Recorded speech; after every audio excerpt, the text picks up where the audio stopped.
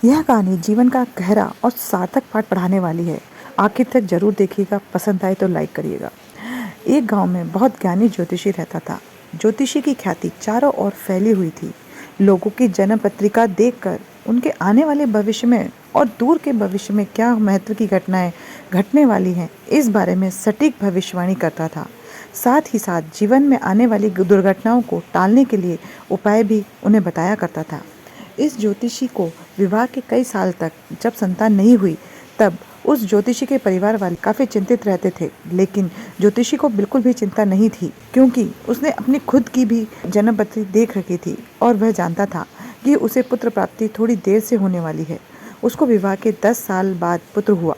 ज्योतिषी और उसका पूरा परिवार काफ़ी खुश हो गया। इन 10 सालों में ज्योतिषी का नाम और भी ज़्यादा दूर दूर तक फैल चुका था। वह सुबह शाम लोगों की कुंडलियां देखने में व्यस्त रहता था। उसे तनिक भी समय नहीं मिल पाता था।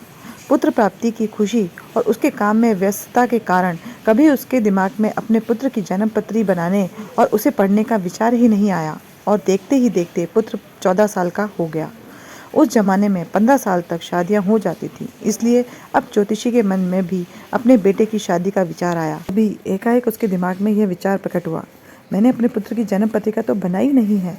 सबसे पहले मुझे उसकी जन्म पत्रिका बनानी पड़ेगी और देखना पड़ेगा कि उसका भविष्य कैसा होने वाला है, उसे कैसे पत्नी मिलेगी, कैसा काम वो करेगा तथा उसके जीवन में और भी क्या महत्वपूर्ण घटनाएं होने वाली हैं। बस विचार आने की देर थी और अपने व्यस्त जीवन से ज्योतिषी ने समय निकाला और फटाफट अपने पुत्र की जन्म कुंडली बना दी। उसे ये देखकर आश्चर्य और दुख हुआ, क्योंकि उसके पुत्र की कुंडली के हिसाब से उसका पुत्र 15 वर्ष का होते ही आधी रात में मर जाएगा।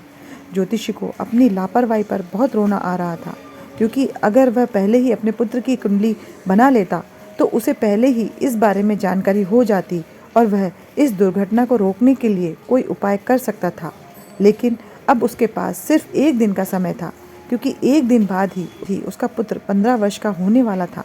उस एक दिन में ज्योतिषी अन्य किसी भी व्यक्ति से नहीं मिला और पूरा दिन एकांत में बैठकर सोचता रहा। उस दिन ज्योतिषी ने धर्म ग्रंथों को बड़े ध्यान से पढ़ा। जिस दिन ज्योतिषी के पुत्र का जन्मदिन था, उस दिन ज्योतिषी ने उसको अपने पास सवेरे सवेरे बुलाया और उसे कहा कि तुम द्वार पर खड़े हो जाओ, जो भी मेहमान आने वाला है उन सभी के पैर छूकर उसका आशीर्वाद लो। ज्योतिषी ने पहले से ही अपने कई लोगों को भेजकर आसपास के कई महान साधु संतों को न्योता दे रखा था, इसलिए उसके घर में आने वाले ज़्यादातर मेहमान महान और सिद्ध पुरुष थे।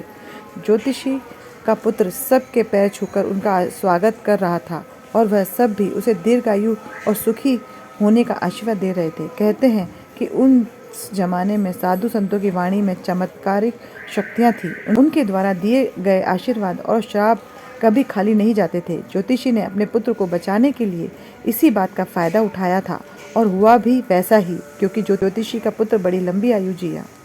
दोस्तों, इस जमाने में साधु संत बड़ी मुश्किल से मिलते हैं, लेकिन अगर हम अपने बड़े बूढ़ों और माता पिता की भी इसी भावना से सेवा करें और उनसे आशीर्वाद लेते रहें, तो हमारा भी भला होने से कोई नहीं रोक सकता।